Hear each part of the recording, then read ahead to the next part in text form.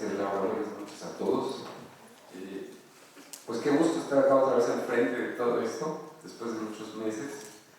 Y quiero agradecerle a Sara y a Ivonne y a toda la mesa directiva por haberme invitado nuevamente. Digo, a pesar de que nos vemos aquí seguido, no es lo mismo estar de este lado. Y bueno, yo creo que antes de comenzar la charla me gustaría hacer un pequeño ejercicio sobre la eutanasia. ¿Qué es lo cuál es, antes de que pasemos a los elementos fundamentales de la eutanasia, yo quisiera así preguntarles que sean sinceros a todos que son médicos que han estado frente a un paciente. Quisiera saber quién ha pensado o quién ha hecho alguna vez maniobras de resucitación y ha dicho, ya hay que dejar al paciente. Que levante la mano. 1, 2, 3, casi todos, ¿no? Ahora, ¿quién ha pensado en la eutanasia como tal? 1, 2, 3, 4, 5, 6, 7, 8, 9. Levántenla bien, sin miedo. No nos vamos a criticar.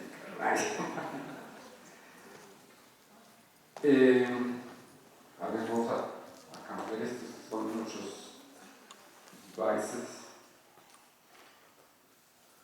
Yo les preguntaría a todos los que han estado frente al paciente y que han dicho, bueno, vamos a dejar a este paciente ya, ¿han cumplido con estos criterios de enfermedad terminal?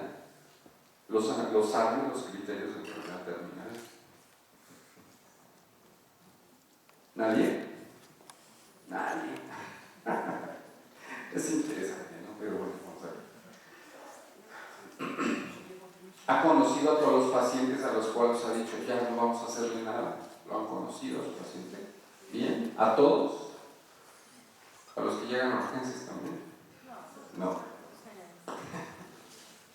Bueno, realmente, vean, si se dan cuenta, estas son preguntas importantes porque nos da la pauta para saber que muchas veces nosotros hemos estado aplicando eutanasia sin saberlo probablemente. Mucho tiene que ver la intención, especialmente, pero ¿qué es lo que sucede con la intención de querer aplicar o quererle dar fin a la vida de una persona para que se le quite el sufrimiento? Digo, cuando tenemos un paciente que estamos reanimando, que estamos dándole un masaje cardíaco, que se le fracturen las costillas, cuando estamos dando masaje cardíaco y que están en paro y le empezamos a administrar muchas medidas químicas de resucitación, decimos, bueno, ¿es posible esto? O sea, el hecho de que yo haga estas maniobras le van a servir a mi paciente. ¿Quién ha dado masaje cardíaco a pacientes ancianos? Bueno, pues bastantes, ¿no? ¿Y se les han fracturado? ¿Sí? Es horrible, ¿no? Que le dan el primero, truenan todas las costillas. Entonces, vean cómo son puntos fundamentales que desafortunadamente muchas veces no tenemos las herramientas clínicas cuando estamos al frente de la batalla.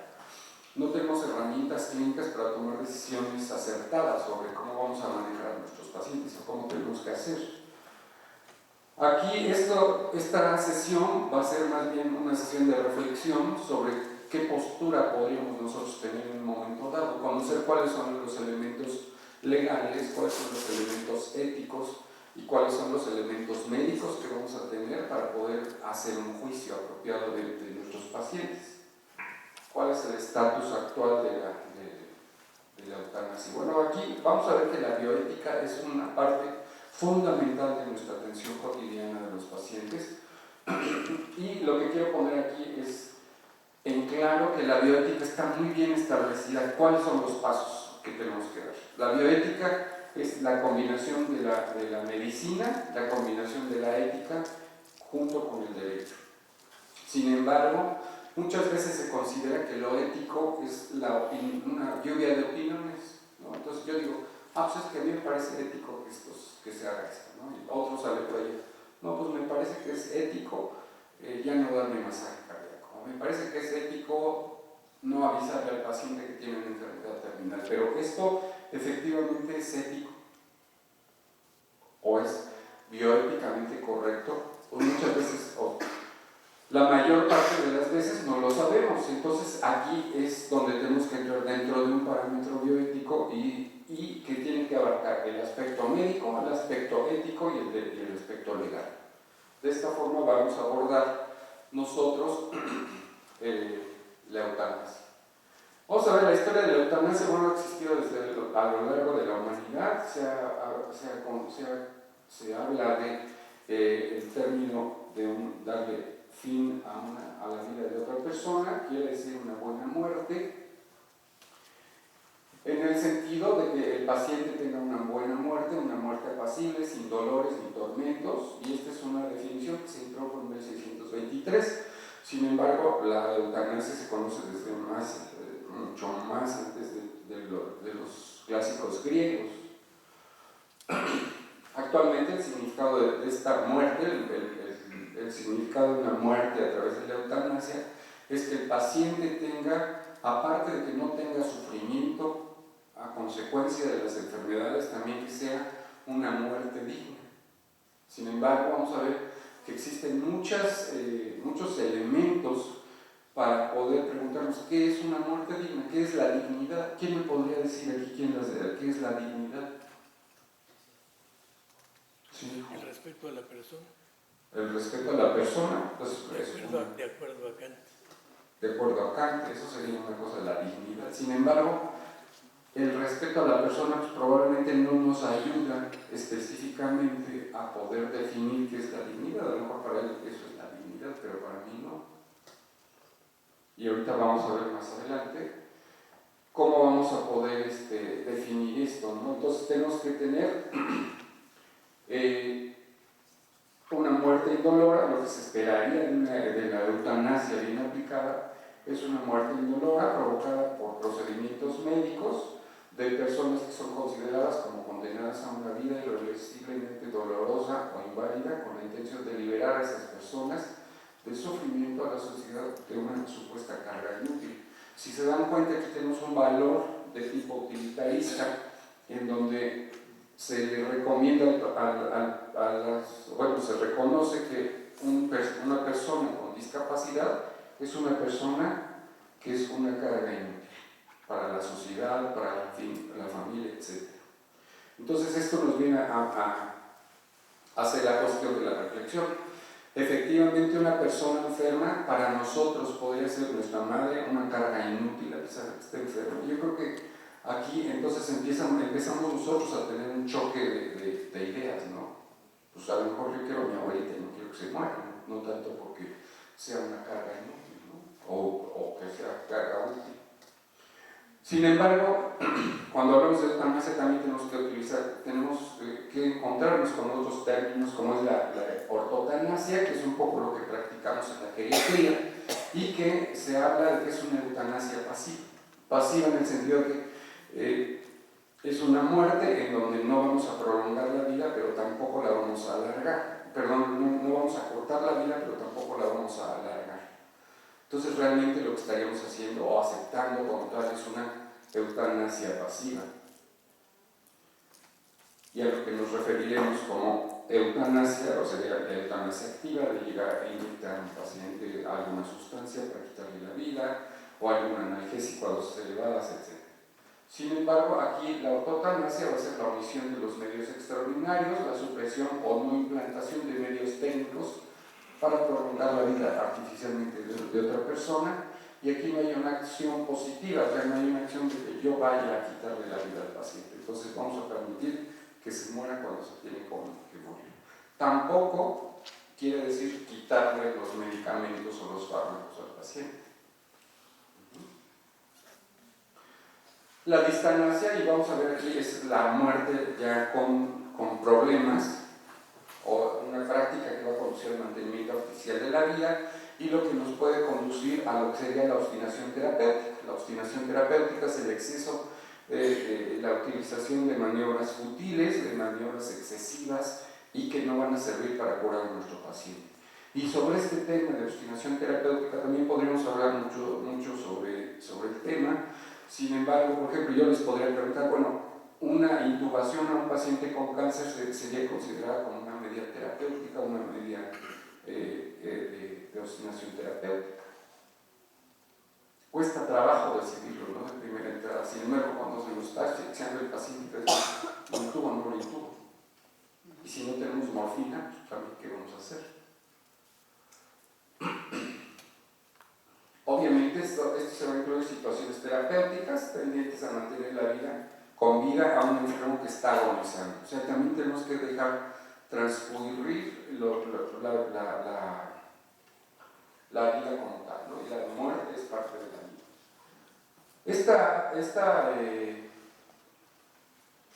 Esta diapositiva es una de los grandes formas de acercamiento que se le ha dado a la eutanasia, y bueno, esto es un poco cómo comenzó el movimiento de la Segunda Guerra Mundial, en donde se mostraba una persona con discapacidad por los nazis y les decían que le costaba 60.000 marcos al año la atención de una persona con discapacidad.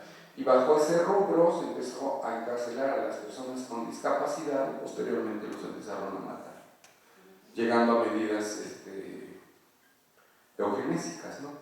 Y es un poco también el reconocer a este grupo de personas, no como los judíos, sino es un grupo que ha estado en el desconocimiento de que también sufrieron el Holocausto. Se ha reconocido a homosexuales, se ha reconocido a judíos, sin embargo a las personas con discapacidad todavía no se reconoce que fueron sacrificados miles y miles en el Holocausto. Y que bueno, mucho de esto nos ha llevado o llevó al gobierno alemán a la instalación de conductas eugenésicas. Primero los sacaban de sus casas, luego los encarcelaban y finalmente acabaron matándolos, ¿no? Entonces, son cosas que muchas veces en la actualidad en nuestra sociedad se pueden dar cosas de ese tipo, como hablar de personas de personas que vienen con síndrome de Down, que son diagnosticadas sin útero y que se produce el aborto terapéutico, ¿no? Y entonces, ¿qué sería? Pues no sería nada ajeno a esto, ¿no? Aquí lo que les hablaba, en México sí se llevan a cabo algunas conductas eugenésicas, o sea, para tratar de mejorar una mejora, o al menos que no haya procesos genéticos congénitos a través del aborto. Sin embargo, afortunadamente no es tan difundido, ¿no? Se sabe que se hace una determinación de la carga genética del producto para abortar el nacimiento. Antes del nacimiento se abortan niñas en la región sur del país, en Guerrero y en Oaxaca. O sea, cuando se hace el ultrasonido se dan cuenta que es niña, la abortan. Y un poco lo que se estaba haciendo en Holanda también, los médicos no tomaban las segundas opiniones para la aplicación de la eutanasia. O sea, si al médico le parecía que era correcto aplicarle la eutanasia al paciente, no le tomaban opinión a nadie, no daban consejos, no tomaban el consejo de un comité de ética y se le aplicaba la eutanasia al paciente. ¿Qué pasa aquí en México? Los aspectos legales de la eutanasia nos hablan que el derecho positivo nos dice que lo que no está prohibido está permitido. Sin embargo, aquí nos va a surgir un elemento importante cuando aquí en México en las leyes no se habla de la eutanasia, sin embargo es un punto claramente definido ante la ley de voluntad anticipada, en donde se dice que no se debe de acortar la vida de ninguna persona que esté enferma. Entonces se va a morir cuando se tenga que morir, es como una especie de ortotanasia. Sin embargo, no se le puede aplicar ni quitar medidas terapéuticas con el fin de que se muera.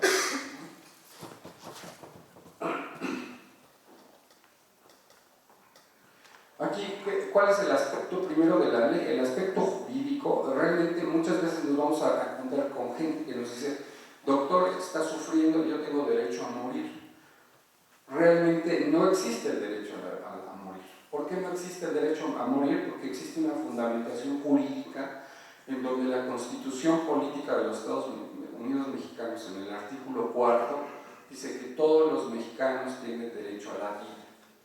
Entonces, es un hecho, es un derecho inalienable y que no podría ser renunciable. Entonces no podemos renunciar a eso. Y antes de esto tenemos en el artículo primero que tenemos que respetar la Constitución de los Estados Unidos y México, Estados Unidos mexicanos, tiene que respetar todos los convenios internacionales los cuales se hayan suscrito. Entre ellos se encuentra la Carta Internacional de los Derechos Humanos, ¿no? Entonces, con estos dos artículos ya nosotros podemos inferir que no puede existir un derecho a la muerte, porque el derecho existe porque la persona está viva. Yo cuando estoy vivo, tengo derecho a tener un testamento, cuando estoy vivo tengo derecho a un servicio médico, pero no cuando estoy muerto. Entonces, esta muerte, o sea, la muerte, yo no puedo tener un derecho a morir porque no podría ejercer ese derecho. Entonces es un poco paradójico, ¿no? Pero así es como se maneja el derecho. ¿Cuál es el otro punto? En el artículo 4 decíamos, toda persona que haya nacido en México tiene derecho a la protección a la salud. La ley definirá las bases y modalidades para el acceso a los servicios de salud y establecerá la concurrencia de la federación y las entidades federativas. Entonces, con estos elementos ya es muy difícil que surja una corriente que nos pudiera, o va a tener mucha contradicción, una corriente que pudiera estar hacia favor de la eutanasia. Esta es la Declaración Universal de los Derechos Humanos, generalmente la escuchamos muchas veces, pero pocas veces la hemos leído completita. Y bueno, aquí en el artículo 3 dice que todo el individuo tiene derecho a la vida, a la libertad y a la seguridad en su persona. Entonces, no puede haber leyes internas, leyes locales que vayan en contra del bienestar de las personas y en contra del bienestar de la sociedad. Entonces, a nivel mundial, por ejemplo, un ejemplo es el aborto, en ninguna ley en los países en los cuales está aprobado se habla de un derecho a abortar, porque sería un derecho en contra de la especie humana. Entonces, esto nos habla de que no es un derecho, es una despenalización del aborto. De esta misma forma, aquí no podemos hablar de un derecho a morir. Entonces, y lo que pasa en Holanda, por ejemplo, y en Bélgica, es que existe un derecho a solicitar la eutanasia. Se hace un juicio y entonces ya el juez decide si se va a hacer o no la eutanasia, pero no es un derecho a la eutanasia, es derecho a solicitarla, que son conceptos totalmente diferentes. Obviamente, bueno, vienen los artículos posteriores, nadie será sometido a torturas ni a penas o tratos crueles o inhumanos o degradantes, etc. Todo ser humano tiene derecho al reconocimiento de su personalidad jurídica. Entonces, todos estos son como candados que nos van asegurando que se debe preservar la vida humana. Sin embargo, bueno, aquí en el Distrito Federal existe la Ley de Voluntad Anticipada, que ya muchos de ustedes la conocen, en donde en el artículo 26 se prohíbe la aplicación de medidas con el fin de acortar la vida del paciente sujeto a la voluntad anticipada. Entonces, se dan cuenta, no nos habla de eutanasia, pero ya se está metiendo con la idea, o se está adelantando un poco a la idea de que alguien pudiera querer aplicar eutanasia a los pacientes, ¿no? Esto es como lo más, es la versión de 2014 de la Ley de Voluntad Anticipada. Y tenemos la otra ley.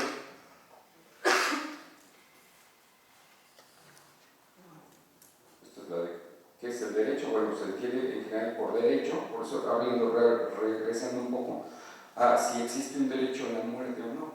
Entonces, el derecho es un conjunto de normas jurídicas creadas por el Estado para regular la conducta externa de los hombres y en caso de incumplimiento de esta prevista, una sanción judicial. Es una definición muy sencilla que nos da un abogado mexicano, pero nos habla un poco de cómo se van manejando las cosas. Muchas veces la ciencia y la técnica van mucho más rápido que lo jurídico, y entonces las leyes no van al tanto, no van al parejo del desarrollo científico. Entonces, a veces cuesta trabajo y el papel de la bioética es ir regulando estos puntos. Algo que sí también me gustaría que quede claro y que se lleven todos, que si bien no tiene una relación directa con la eutanasia, es lo que nosotros conocemos como la obstinación terapéutica. Y estos artículos son muy claros, en donde el artículo 4 dice: quien cometa delito de tortura se aplicará prisión de 3 a 12 años, de 200 a 500 días de multa e inhabilitación para el desempeño de cualquier cargo, empleo, condición de puestos públicos, hasta por 2 tantos de lapso de privación de libertad impuesta. Estos son los 2 artículos en los cuales se considera que la acción médica agresiva y fútil se puede considerar como tortura. Entonces hay que tener cuidado porque podríamos tener una demanda por tortura en los pacientes que tengamos que pudieran caer dentro de la definición de obstinación terapéutica. Otro también dice: se aplicarán las penas previstas en el artículo anterior, se aplicarán al servidor público que, con motivo del ejercicio de su cargo, con cualesquiera de las finalidades señaladas en el artículo 3, instigue, compela a utilizar a un tercero o se sirva de él para infligir a una persona dolores o sufrimientos graves, sean físicos o psíquicos. Entonces hay que ser cuidadosos y reconocer que esto pues podríamos caer nosotros también en algún elemento de esta responsabilidad judicial, ¿no? Sin embargo, ¿qué pasa también con los médicos? ¿Qué pasa con nosotros los médicos cuando hablamos con personas que están sufriendo enfermedades graves, crónicas? Todos los que estamos aquí hemos tenido pacientes con graves enfermedades crónicas y que, si no están deprimidos, difícilmente pueden hablar de quererse morir. Al menos yo hasta ahorita no he conocido a nadie que diga: sí, doctor, me quiero morir porque me duele la columna vertebral muchísimo, o estos dolores del cáncer son fuertísimos y me quiero morir. Hasta ahorita la verdad es que yo no entiendo ningún paciente, no sé si alguien de aquí sí haya tenido esa experiencia, pero no sabemos si es por nuestra idiosincrasia mexicana, por nuestros valores religiosos, que estamos pensando que el suicidio es algo que va en contra de la religión católica, que es la que predomina, etcétera, pero a mí no me parece que sea tan frecuente en México. Dentro de la deontología médica, la deontología lo que nos habla es el deber del médico, o sea, de nosotros como tal debemos hacer tal o cual cosa. Bueno, lo que se reconoce es el juramento hipocrático, donde dice que fue hecho 460 años antes de Cristo y que sigue siendo vigente por la Sociedad Médica Mundial, y se reconoce como que no daré ninguna droga mortal a nadie, aunque me lo pidan, ni sugeriré tal uso. Y esto, les digo, es el Código Internacional de Deontología de la Organización Mundial de la Salud, y que muchas veces, aunque nosotros no lo hayamos dicho cuando nos titulamos, estamos regidos bajo esto, ¿no? Y en el párrafo 9 del Código Internacional de Deontología dice: guardaré el máximo respeto hacia la vida humana desde el momento de su concepción. Son elementos que tenemos que seguir como un compromiso deontológico, ¿no? Sin embargo, igual en el vigente Código de la Deontología Médica, en el capítulo 17 del respeto a la vida, dice: el médico está obligado a poner los medios preventivos y terapéuticos necesarios para conservar la vida del enfermo y aliviar sus sufrimientos. No provocará nunca la muerte deliberadamente, ni por propia decisión, ni cuando el enfermo, la familia o ambos lo soliciten, ni por otras exigencias. Entonces vean cómo se va blindando todo, ¿no? Se va blindando a partir desde las leyes locales hasta las leyes internacionales y hasta los códigos de tipo filosófico, se van blindando. Ya en el artículo 116 nos habla de: en caso de una enfermedad terminal, el médico debe evitar emprender acciones terapéuticas sin esperanza cuando haya evidencia de que estas medidas no pueden modificar la irreversibilidad del proceso que conduce a la muerte. Debe evitarse toda obstinación terapéutica inútil. El médico favorecerá y velará por el derecho de una muerte acorde con el respeto a los valores de la condición humana, y aquí es donde entra la dignidad. Entonces decimos: bueno, ¿qué es la dignidad? Como nos decía el doctor de la Fuente hace rato, bueno, pues es la dignidad que tiene el sujeto, pero pues yo puedo, pues él dice: este sujeto tiene dignidad, pues yo puedo llegar y decir: no, pues no tiene, porque yo no creo que tenga. Y es un poco como la cuestión de los derechos humanos. Dicen: bueno, es que defienden al ladrón, defienden al narco que ha matado personas, pero lo que se está defendiendo en sí es la calidad intrínseca de un ser humano, no tanto las acciones de ese sujeto. Entonces reconocemos que la dignidad son existen realmente tres tipos de dignidad. Las personas que lo estudian así como así lo han definido, y que nos habla de una dignidad subjetiva, que es como es lo que decía el doctor de la Fuente, bueno, ese sujeto tiene dignidad, bueno, es algo relativo. Sin embargo, cuando seguimos hablando de dignidad, existe otra dignidad social y relacional. Para que yo sea digno, si yo estoy en una isla desierta, pues nadie me da la dignidad, ¿no? Yo digo, pues yo me creo mucho, pues, ¿y qué? ¿Cuál es la dignidad? Entonces, la dignidad me la tiene que dar la sociedad como tal. Y entonces ya ahí se empiezan a interactuar la dignidad subjetiva, que es la que yo creo que tengo, con la dignidad social y relacional. Entonces, yo creo que tengo dignidad y ustedes dicen, no, sí la tengo, me la reconozco. Y luego viene otra dignidad intrínseca, que también es un poco, pues cuestionable, pero existe, que es más bien la dignidad relacionada a la sacralidad del cuerpo humano. Si nosotros venimos un poco, decimos, bueno, venimos de Dios, venimos de un evento divino, de un evento desconocido como tal, hablamos de una dignidad intrínseca, porque no somos iguales a los animales, porque no somos iguales a las plantas, somos seres humanos. Y como tales tenemos una dignidad intrínseca. Y eso es lo que tenemos nosotros que evaluar y valorar. Y entonces, ahora sí que están estas tres definiciones de dignidad, ya podemos entender cada una de ellas. Sin embargo, la dignidad no se puede entender si no existen las otras dos. Puede haber una dignidad social, pero sin estas no vale. Una dignidad intrínseca, pero sin estas dos no vale. O una dignidad subjetiva, que sin estas dos no vale. O sea, tenemos que tener una dignidad íntegra. Es muy interesante esto. Aquí este es el caso de Inmaculada Echeverría. Es una persona que fue diagnosticada a los 11 años de una distrofia muscular progresiva que le llevó a una dificultad respiratoria por fallo de los músculos costales y el diafragma. Finalmente estuvo conectada a un respirador. A partir de los 30 años quedó en estado de inmovilidad completa. Podía mover un poco los dedos de las manos y de las pies, sin embargo su nivel de conciencia era totalmente autosuficiente, niveles aceptables de poder discutir con abogados y con sus familiares de que quería ser desconectada del ventilador porque ya no tenía autonomía ventilatoria.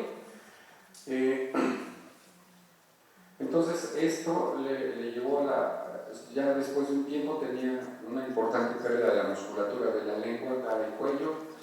Ya no podía hablar al final de su vida, su capacidad intelectual estaba intacta y entonces ella tomó la decisión de poder desconectarse. Esto causó un revuelo a nivel internacional porque fue uno de los primeros casos en donde se autorizó la eutanasia como tal.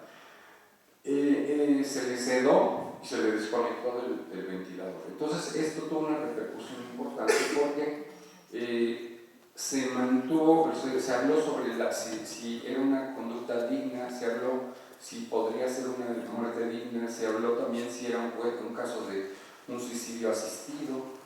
Entonces hubo muchas controversias, pero finalmente abrió la puerta a tener elementos legales y elementos filosóficos reales para saber si esa muerte era una muerte digna o no, y si era válido que una persona con sufrimientos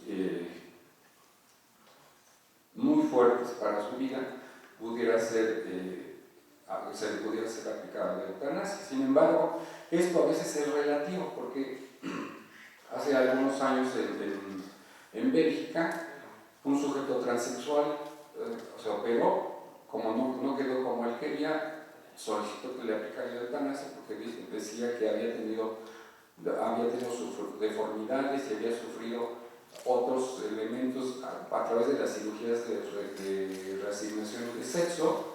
Ya no podía cumplir con funciones fisiológicas, no menciona exactamente qué era, pero pidió que le aplicaran la eutanasia y se la aplicaron, ¿no?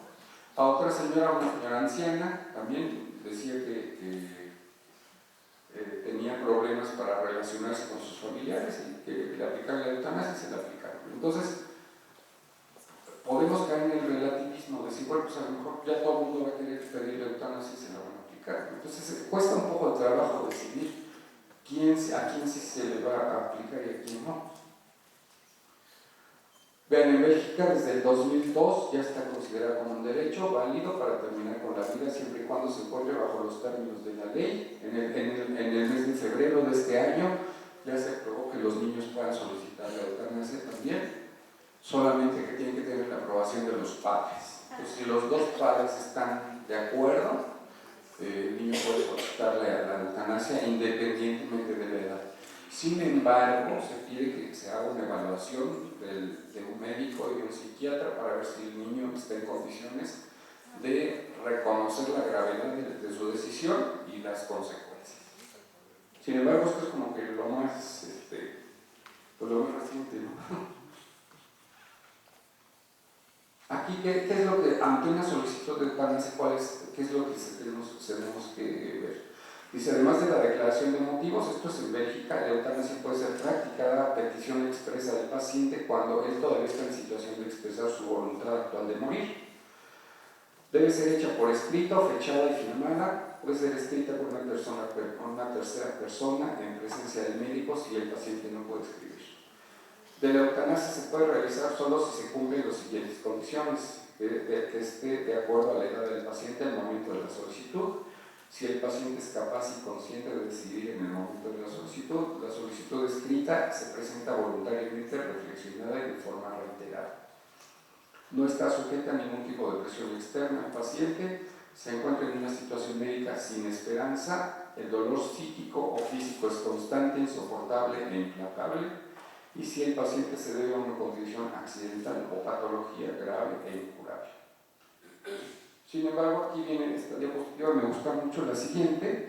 ¿Cuál es el papel del médico? Nosotros como médicos, ¿qué tenemos que hacer? Bueno, les digo, esto es un poco en relación a lo que sucede en Bélgica, pero nos da la idea de qué podemos tener, qué podemos nosotros hacer cuando tenemos un paciente con una cierta voluntad anticipada que nosotros no queremos, etc., ¿no?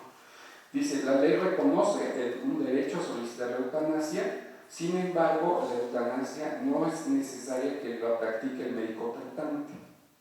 O sea, el paciente puede pedirlo, pero no necesariamente yo se lo voy a dejar. Lo mismo puede suceder con la voluntad anticipada. El paciente dice que no quiere que le hagan cosas, pero pues yo pienso, digo, estos son casos reales. O sea, nosotros tenemos pacientes que nosotros consideramos que todavía pueden salir adelante y los familiares dicen, no, ya me lo llevo.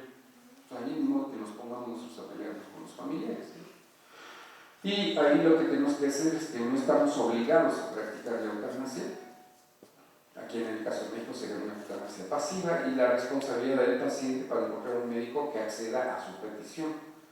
Antes que la eutanasia se aplique al paciente, el médico debe haberle informado de su estado de salud, de la esperanza de vida, discutir con él todas las opciones terapéuticas y llegar junto con el paciente a una conclusión que no existe otra solución razonable para la situación.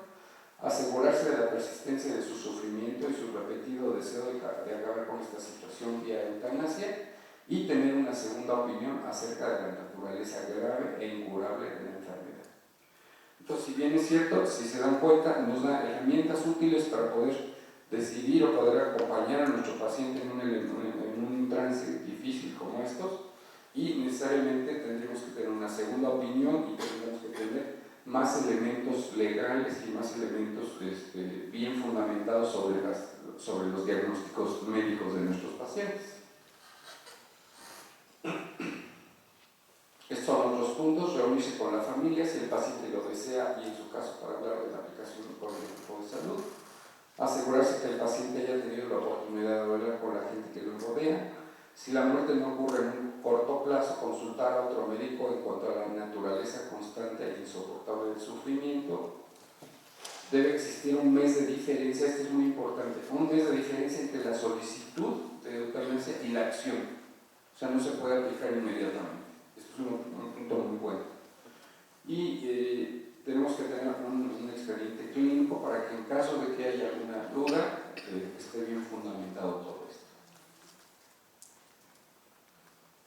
Y lo que les decía, bueno, en Bélgica el jueves 13 de febrero del 2014 se convirtió en el primer país del mundo en legalizar sin establecer un requisito de edad la eutanasia para niños y adolescentes con enfermedad que les cause un sufrimiento insoportable. La solicitud se puede llevar a cabo siempre y cuando ambos padres estén de acuerdo, y si lo evalúa el psiquiatra, el médico dice que sí está bien, se puede aplicar. Y ya van en algunos casos. La eutanasia únicamente está autorizada en Holanda, en Bélgica y en Luxemburgo. Entonces son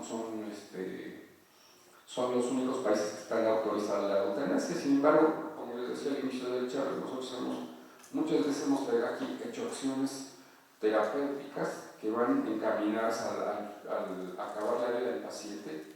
Habremos escuchado el término de aterrizar a un paciente, o habremos escuchado el término de desconectar al paciente, ¿no? Entonces, la realidad es que esto existe en México y que también nosotros como grupo médico también tendríamos que tomar una postura ante esta situación. Aquí hablamos un poco del suicidio asistido, que es legal en Suiza y en España. En Estados Unidos solamente el suicidio asistido se permite en Oregon, Montana y Washington. En Australia la eutanasia es legal en los estados del norte. En Canadá las leyes prohibían el suicidio asistido, sin embargo fueron abolidas el 15 de julio de 2011. Y en Irlanda es ilegal contribuir activamente a la muerte de alguien, pero no es legal remover el soporte vital si la persona o representante legal lo solicita. Aquí en México todo eso es ilegal. Aquí en México, en el Distrito Federal, en Zacatecas y en otro estado tenemos la ley de voluntad anticipada, en donde el paciente puede rechazar que se le hagan algunas maniobras médicas al final de la vida, pero no tiene aplicación en el resto del territorio. Ha habido casos de personas que vienen de Querétaro o de San Luis Potosí que vienen a que se les haga aquí su papel de voluntad anticipada, pero no es válido en sus estados, no es una ley local que no puede ser aplicada allá. En Venezuela es ilegal la ley de voluntad anticipada, pero autorizan a los especialistas la utilización de analgésicos potentes, aunque estos acorten el periodo de vida. Aquí en México también se puede hacer eso. Y bueno, ya para concluir, esta es una foto de Inmaculada Echeverría antes de que se le aplicara la sedación paliativa y se le desconectó del respirador. Obviamente dejó de morir, se murió en unos cuantos minutos después de que la desconectaron. Y bueno, pues es un poco el estado del arte sobre la eutanasia. ¿Qué está sucediendo en México? No lo sabemos.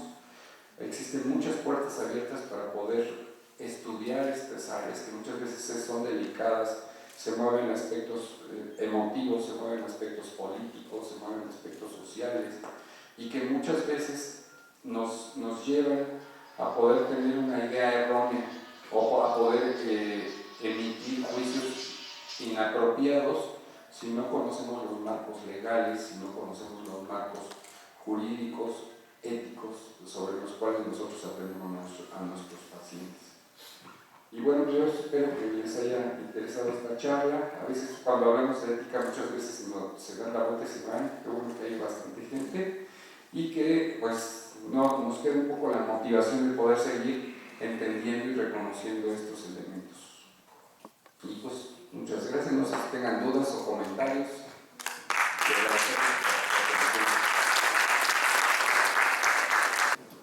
Bueno, ok.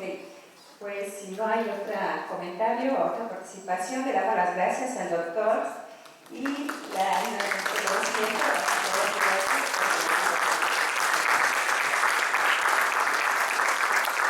vamos a dar la palabra a la presidenta de la Sociedad Médica de Geriatras, la doctora Sara Aguilar. Buenas noches a todos. Nuevamente, antes que nada, agradecer su presencia a la sesión mensual. El propósito de tomar la palabra es darles algunos avisos. Quizás lo más importante es que han visto en el Facebook, en las redes sociales, el cambio de denominación de la sociedad. a Colegio Nacional de Medicina Geriátrica. Platicarles un poco a todos los del gremio que este es un proceso que se está llevando a cabo, que el proceso ya está en la Secretaría de Educación Pública, en la Secretaría de Economía y que estamos a punto de concluirlo. Lo que motiva a dos aspectos muy importantes. Uno, a revisar la Ley General de Profesiones para todos los agremiados, a que además de revisar la misión y la visión de la sociedad y ahora del colegio, a ver las nuevas obligaciones que tenemos como gremio de especialistas en geriatría.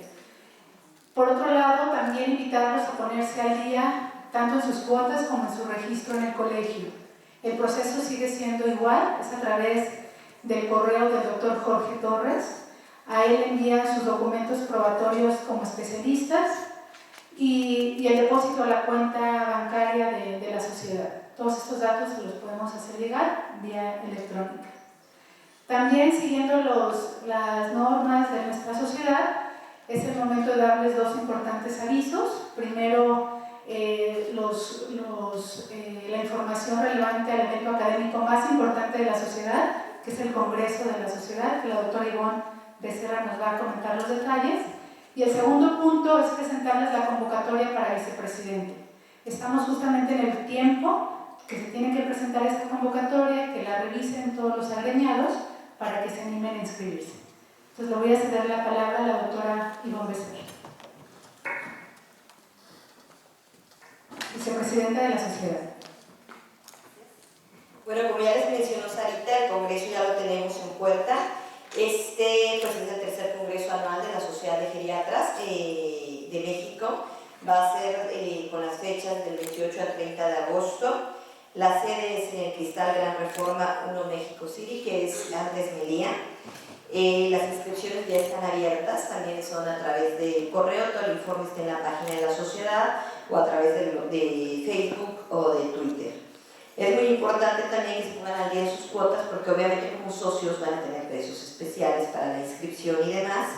Y otro mensaje para los residentes o exresidentes incluso es la presentación de trabajos de investigación. Este año seguirán siendo todavía en cartel, pero ya está el proyecto para que el siguiente congreso pues ya sea de concurso para entrar en esta presentación vía oral. Y el formato pues va a ser tipo póster, todas las características también están en la página y ahí viene el correo del doctor Abel Barragán, quien va a estar llevando a cabo este filtro de los trabajos y la fecha límite de recepción será el 31 de julio. Entonces, bueno, toda esta información ya hay trípticos afuera, se estará enviando a sus correos o cualquier duda, pues cualquier miembro de la sociedad se las podrá resolver. Va a haber cosas muy interesantes y pues la mayoría de ustedes estuvo presente el año pasado, ya saben que bueno, tratamos cada año de traer cosas nuevas, emprendedoras y no lo vamos a lograr si no están ustedes presentes y si ustedes no nos ayudan también a darle mayor peso con sus trabajos, que es muy importante para un futuro, que esto realmente se convierta en un foro para que presenten sus investigaciones. Y por último, pues va a presentar la convocatoria para la vicepresidencia, que eso es muy importante, ya también empezar a trabajar en ello. La doctora Mónica. Bueno, gracias, buenas noches. Vamos a hacerlo breve. La convocatoria ya va a ser para la vicepresidencia del Colegio Nacional de Medicina Geriátrica Asociación Civil y es para el periodo 2016-2018. A partir del día 1 de junio aparecerán todos estos datos en nuestras redes sociales y en la página de la sociedad. Entonces, a partir del 1 de junio estamos convocando para este periodo de vicepresidencia.